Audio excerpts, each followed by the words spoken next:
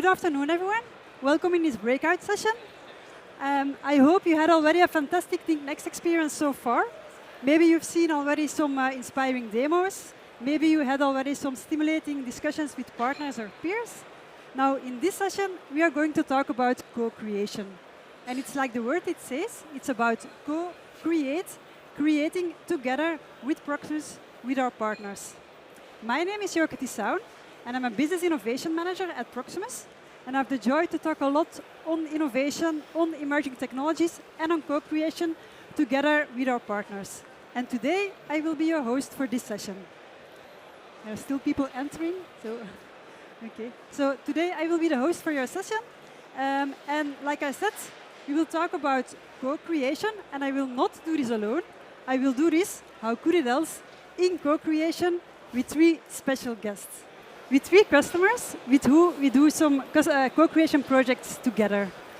The customers, they will share their experiences, their lessons learned, their challenges they have with co-creation. And you will also see that they represent 3 different sectors, going from media to healthcare to technology. However, they have one thing in common, and that is a passion for innovation and for co-creation. So I think it's time to welcome my guest, and please join me in giving a warm applause for Professor Yves Hubloue from UZ Brussels. Thank you. Stefan Demey from DPG Media. And Yashfeen Saiyid, who will represent Agoria. Welcome, and please make yourself comfortable. Let me first introduce my guests. So first we have Professor Hubloue. Professor Hubloue is the chair of the Department of Emergency Medicines at UZ Brussels, and is also leading the research group on emergency medicine and disaster medicine at the VUB. His dedication to critical thinking drives his active participation in numerous national and international workgroups focused on emergency medicine and disaster management. Then we have Stefan Demey. Stefan from DPG Media. Stefan is IT Cluster Director for Technology and Support, responsible for IT security, cloud, infrastructure, user services, and development enablement. He also has a background in software engineering, digitalization, and people management. And then normally, we should have had Bart van den Natten here on stage. Bart is the Chief Information Manager of Agoria, but unfortunately, Bart had to cancel for this session. But luckily, we found a good replacement for Bart. We have here Yashfeen Saiyid on stage for you. Yashfeen is the Managing Director of Codit and is also the Data and AI Practice Lead at Proximus Next. And he was also closely involved in the co-creation project we did together with Agoria. Okay, before we dive into the panel discussion, let us first introduce the projects that we are going to talk today. Stefan. From the introduction, we learned that you love to think about IT security. So I might have a feeling this could be a hint for the project that you want to talk about? Yes. Actually, our project is around identity governance and administration. For me, it's much more than IT security. It's about identity and so all people and HR processes. So it's also user services, as we call it. Basically, we have a project where we use it. We selected the tool as SailPoint, and then together with Proximus, we're going to implement it. But the tool is just the tool. And I think that's a bit of the background of all these kinds of projects. Yeah. It's about achieving results, and the tool is just a ways to achieve it. And what we want to achieve basically is better rights management, making sure people have the right access for the right time, not too long, which sometimes happens. That helps for security. It also helps for cost reduction, license management, for example, and also kind of better user adoption because we can just automate and speed up the process. So that's the idea of the project. Oh, looks like a very challenging project. Yeah, sure. Now, Professor Hubloue, I've seen that you're here in the experience zone with an ambulance. I know that you're also here with a whole team of caregivers. I heard something about connectivity, so I'm curious, what is your project about? Yeah, you almost said what's the project about, but no problem. No, we had the opportunity to work together on what is called the connected ambulance. So let me explain in a few words. When we transport critically ill patients from one hospital to another, which we did during the COVID, because of saturations of certain regions, etc. Those patients need to be monitored very closely. They need to be transported under the guidance of a very well-skilled and competent team. And then we need to transmit all data and vital signs from one place to another. There we needed connectivity. So we started with a proof of concept of that connected ambulance, putting all those things together. This was our project we did last year, and we called it the connected ambulance. So it's gathering high competent personnel, trained connectivity, data transmission, etc. The main important thing is and it's innovative because it didn't exist yet in Belgium and in Europe. And the most important thing is there also the human factor, because what we are working in a time-constrained environment. Emergency medicine in taking decisions in seconds, in minutes, which are life-saving. If you take a wrong decision, this could be harmful for the patient, even leading to death. So we are not allowed to make mistakes. So therefore, technology can help us in making those decisions. And so transferring data, analyzing data from one place to another is crucial on that. I think the next step, we will go on that in a discussion, is putting AI on it. That's indeed for... yes, so we're not here with the ambulance. The ambulance was here last year.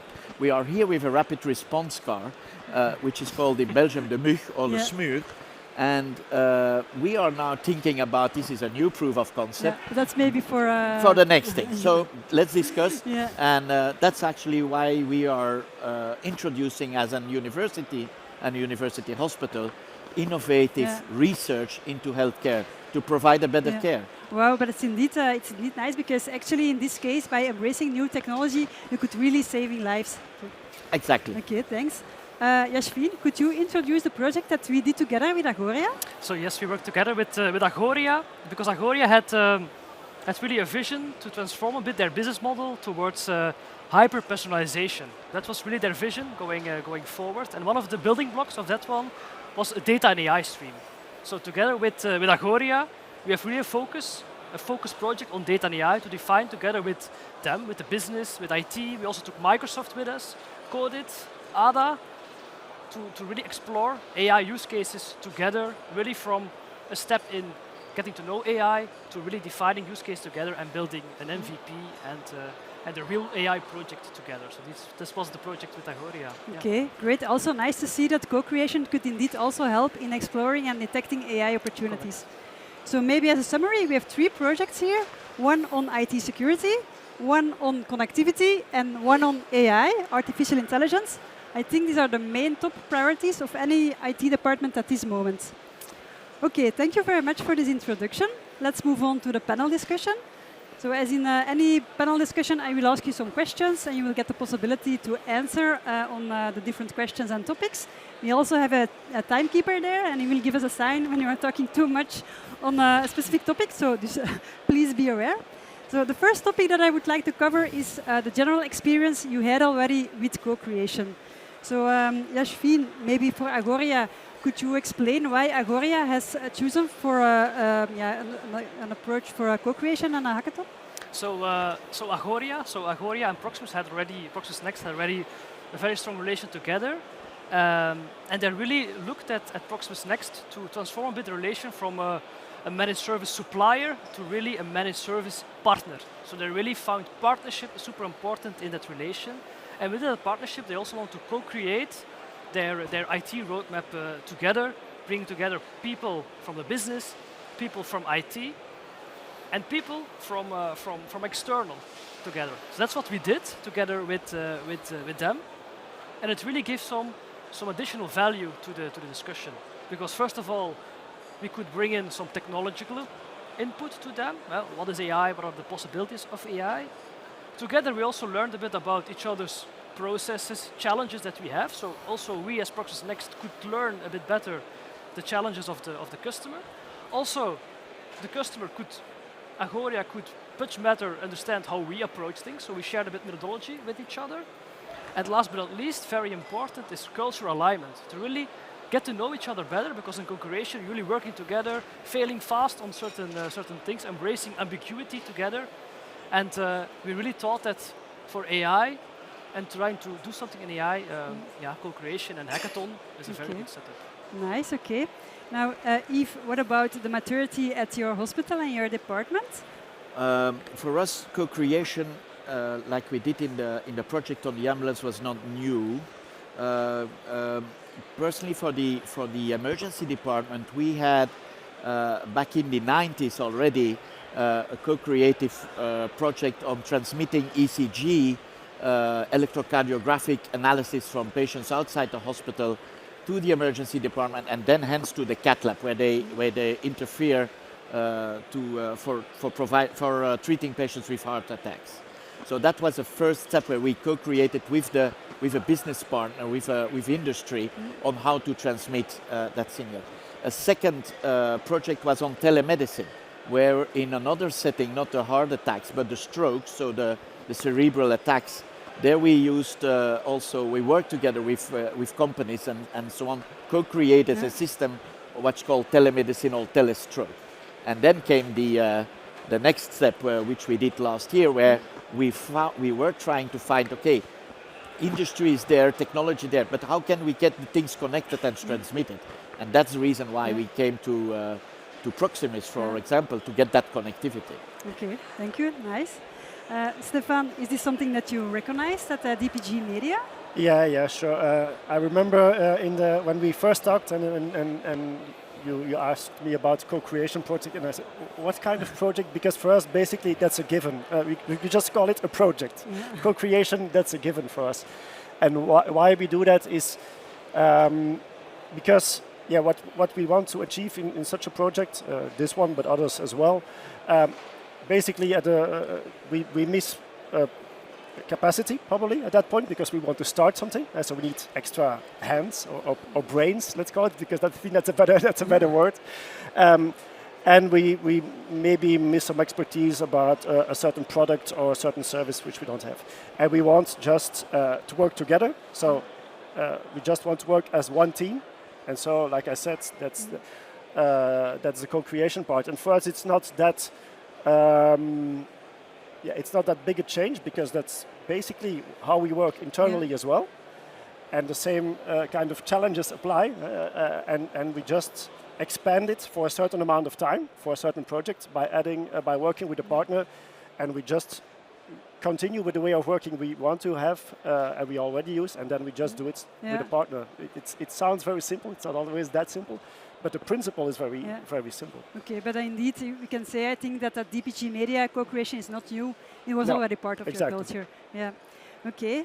Now, Yves, I'm wondering, you're saving lives. We at Proximus, we are offering technology, maybe sometimes thinking in bits and bytes, so two completely different worlds.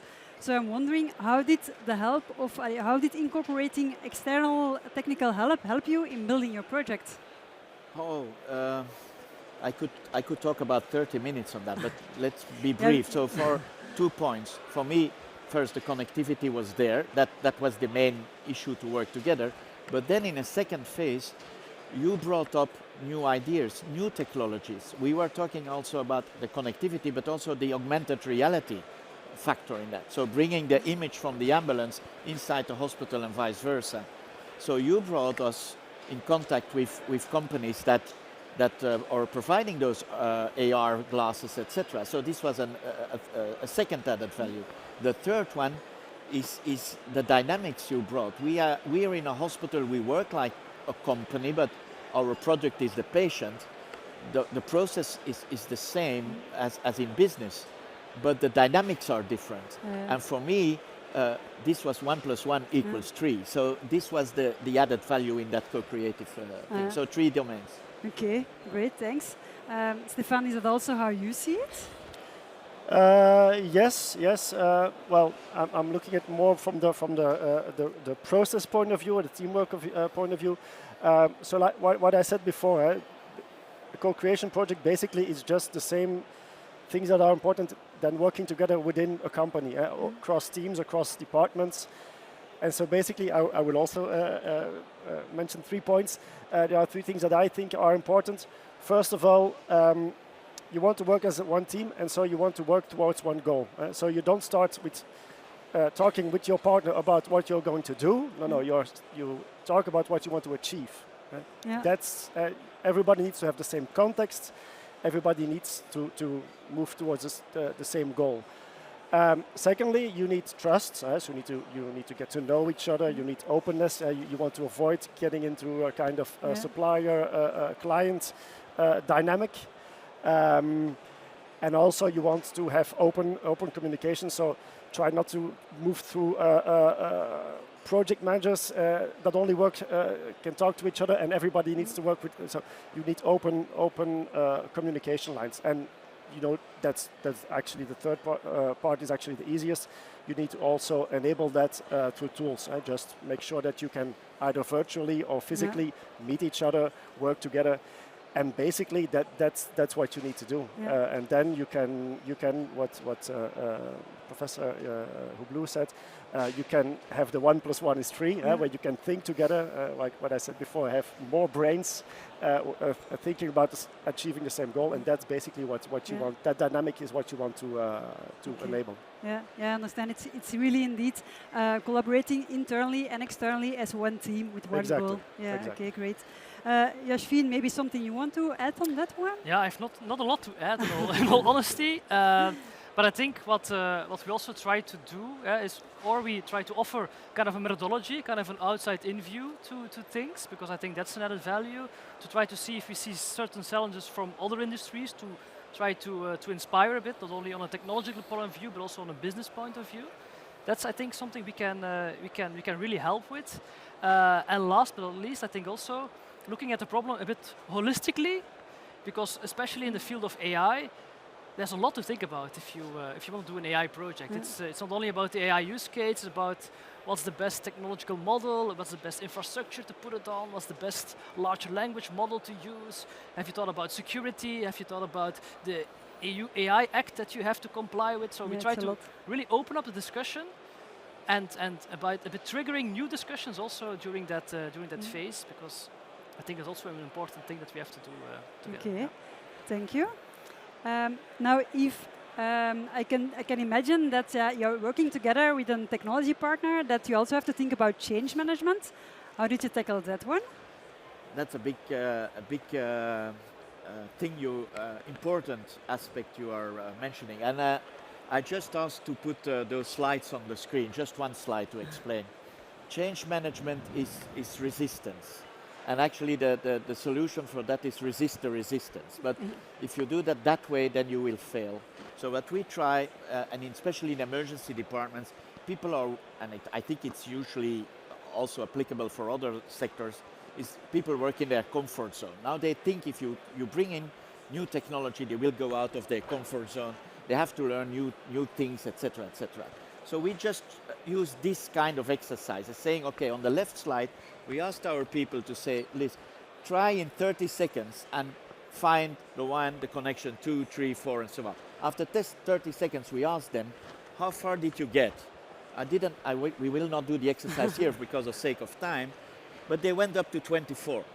And then we showed the second slide, separately, and then we asked the same question. And they went up to 54 with the same slide. But we said, okay, listen, you saw those squares, we will offer you that system. We will offer you a way of thinking, a way of process analysis, etc. And this is the way we try to resist the resistance. The second part is by doing trainings, by information, by saying, okay, you're not with us, why? Okay, come back, etc. This is a process of going forward and back and forward and back. This is change management. If you want to change in one day, the ship will go on its side. Interesting, and indeed, there's a lot of impact on, a lot of focus on the human impact. Yes, and if you get not your team with you, all the team, failure. Yeah, indeed, interesting. Okay. The slide may go. No slides anymore. Stefan, I was wondering, so you said indeed that co-creation is already part of your culture, but what did you or your company do to integrate it already so far in your culture? Yeah, for us, it goes back a bit to our agile transformation, which I think is now 6-7 years ago, where thinking about what you want to achieve, open discussion, involve everybody. Yeah, was also part of that culture process. So yeah, like you said, for us that's not really new. If I look at it with the partner, then it's also, like I said at the beginning, the 3 factors taking everybody in the same direction. But it's also if things grow a bit more, if there are things going bad or going wrong or might go wrong, then it's important, especially as leader or as manager, is making sure that nobody gets in that defensive reflex. And again, because that will kill that culture that you want to have, the open culture. And so avoid getting in blame games or getting in, no, but it's not our fault, it's somebody else did something wrong, be it the partner or the client. Basically, it doesn't matter. If something goes wrong, then as a team again, you fix it. So it's about the culture is there, keeping the culture alive under pressure. That's sometimes that's the challenge, but that's basically what you need to do as a leader at that point, making sure that at that point you give the right incentive to move forward, basically. But again, there is also the focus on the human aspect. Sorry, I didn't listen. Again, there is also the focus on the human aspect as well. Obviously, so, I always say, even IT is about people. Yeah, true it is. Maybe Yashfeen, there is something that you also want to add on this one? Of course, if you talk about AI, it's all about change and change management. It's about, maybe sometimes overcoming the fear of AI. It's about accepting that it goes crazy fast, the field of AI. So you're in a constant change with AI on a technological part. But I think the most successful AI project in terms of change management is where change starts from the top. That you really feel that AI is supported, that you see it as an opportunity, that you embrace it, that you try to find low-hanging fruit in terms of AI to let your people get used to it, learn it. So I think training, adoption was also mentioned. Adoption on AI is super important. If you talk about Gen AI, it's all about learning to prompt engineer, learning to ask the right questions. It's something that you learn from being a baby upwards, asking the right questions, and it's super important now in the age of Gen AI. So supporting people through that change track, also with training, with support, with having AI champions inside your company who are a bit the evangelists inside. I think these are important elements, especially for AI and change management. I can indeed agree. Now, I was wondering, so Agoria, they decided to go for a co-creation project to detect AI opportunities. Now, it sounds a bit like a broad and potentially vague project. Not sure what the outcome is could be. So I was wondering, was there an outcome? Are there some tangible results? Yes, there were a lot of ideas. That came out of the hackathon. We of course had a jury to be the fierce judge of all those ideas, and in the end we prioritized 3 of them that are concretely being worked out, like a use case on an internal digital assistant that is able to summarize documents, to do translation on documents, and all in a safe and closed manner. We also are working on a digital assistant that we're going to use for Agoria members. So they're on the website, they can ask questions to the Agoria database instead of going to an FAQ. They can talk on data to ask questions. And a third one to create images in the house style of Agoria, so that you can create images based on the marketing rules and guidelines that were created. So very cool things. Very tangible results. And maybe also for the audience, you can visit the Codit booth at the entrance of the hall, and they can give more information on the project. Now, Yves, what about the tangible results of your project? Very, very clear. This year only, and 2024 is not over yet, we had 1,568, to be precise, transfers of patients done by our ambulance, of which I think about 250 children. So that's tangible. I think the data is saying enough about the tangible results. Without the possibility of the ambulance, this was not possible. And we brought people to the best care. Yeah, that's indeed a very tangible result. Then the last question is about roadmaps.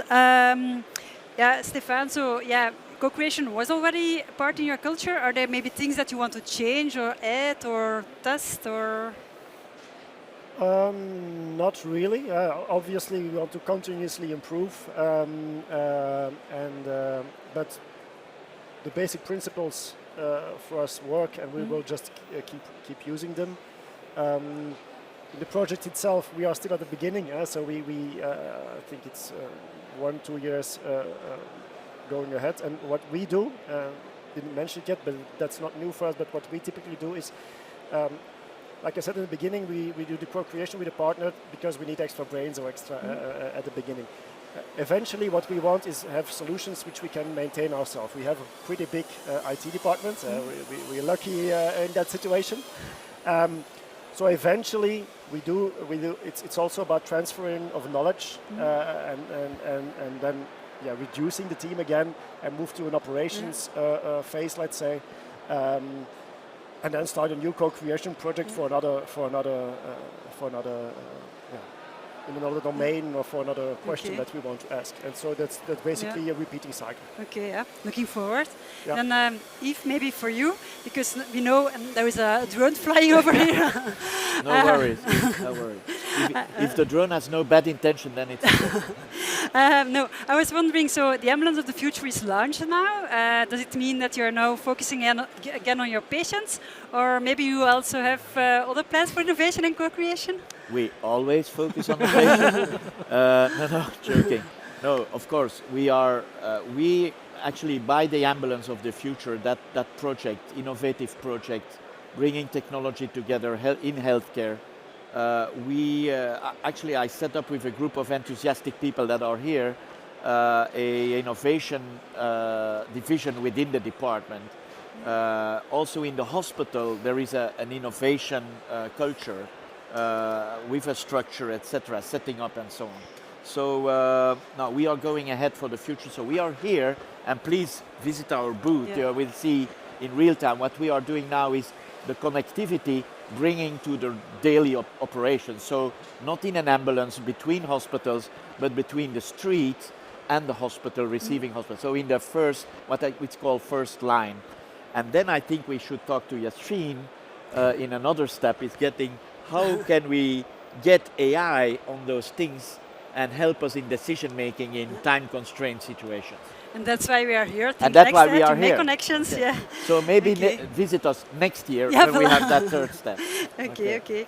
So I think the time is ticking here. We are almost at the end of the session. Maybe let's open the floor for questions. I'm curious about your thoughts, feedback, questions. Does anyone have a question? No? No question? Yeah, there is one. Okay, there will be someone with a microphone. Do you hear me? Yes. Right. A question for Stefan. I'm honored to have DPG amongst our customers. I do know that DPG, I would say, if I compare to other customers, are, I would say, rather quite advanced. I can't hear you that well, so maybe you need to put... Yeah, is it better now? That's right. much better, yes. Thanks. I do know that DPG is quite advanced in terms of technical skills, technical maturity, etc. When you launch, I would say, projects or you select partners, do you take the co-creation aspect into account? Do you select, I would say, is that a criteria upon which you decide to select partner A or Z? Or is that something that you discover along the road, I would say? No, it's absolutely a criteria, and it's like I said in the beginning, for us it's a given. So if that criteria is not met, we don't even talk. I mean, then it stops there. So that's absolutely a criteria for us. Thank you. Yeah. Okay, thank you very much. So I think this brings us to the end. I don't think there is no room for questions anymore, I guess. Yeah. Can we still do one? Yes, Top. yes we can. Okay.